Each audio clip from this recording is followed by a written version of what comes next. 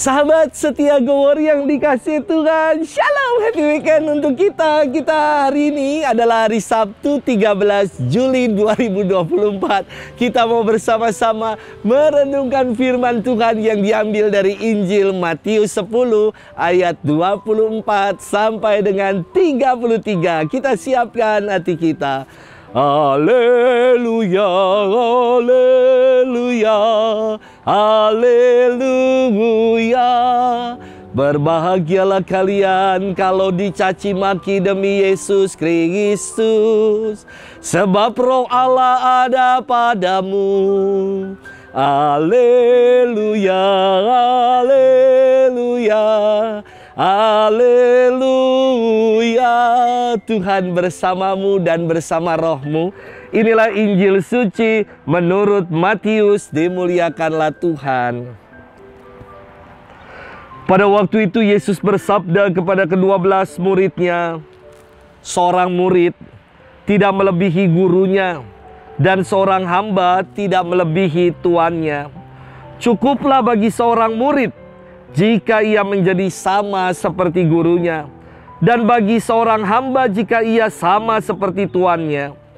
Jika tuan rumah disebut Beelzebul, apalagi seisi rumahnya. Jadi, janganlah kalian takut kepada mereka yang memusuhimu, karena tiada sesuatu pun yang tertutup yang takkan dibuka, dan tiada sesuatu pun yang tersembunyi yang takkan diketahui. Apa yang kukatakan kepadamu dalam gelap, katakanlah dalam terang. Dan apa yang dibisikkan ke telingamu, beritakanlah dari atas atap rumah. Dan janganlah kalian takut kepada mereka yang dapat membunuh tubuh, tetapi tidak berkuasa membunuh jiwa. Tetapi takutlah Dia yang berkuasa membinasakan baik jiwa maupun tubuh di dalam neraka. Bukankah burung pipit dijual seduit 2 ekor?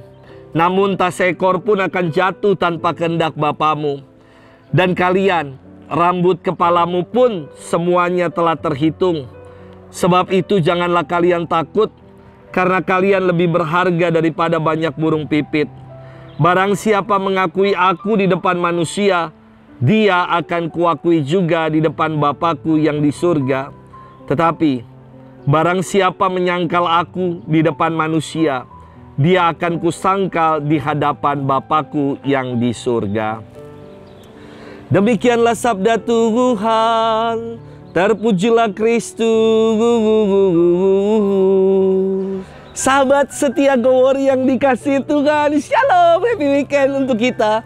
Saya itu ya rada-rada jengkel dan merasa aneh ketika menyaksikan ada seorang yang menyebut sebagai hamba Tuhan, pengikut Kristus, namun laganya, gayanya seenaknya sendiri saja. Mau menang sendiri, kata-katanya kasar, maunya enak saja. Saya tuh merasa agak risih dengan kelakuan-kelakuan pribadi-pribadi yang macam itu. Mengapa demikian? Karena buat saya janggal sekali. Firman Tuhan hari ini menyatakan seorang hamba tidak melebihi Tuhannya, dan seorang murid tidak melebihi gurunya. Cukuplah menjadi sama. Kalau Yesus dianiaya dan ditolak, maka kita pun harus siap sebagai para pengikutnya, sebagai hamba-hambanya, untuk mengikuti Yesus yang juga dihina dan ditolak. Jangan hanya mau cari yang enak saja ketika mengikuti Tuhan. Sahabat setia Gowor yang dikasih Tuhan, firman hari ini melanjutkan firman kemarin. Saya kira kita diajak untuk selalu setia dalam mewartakan kebenaran.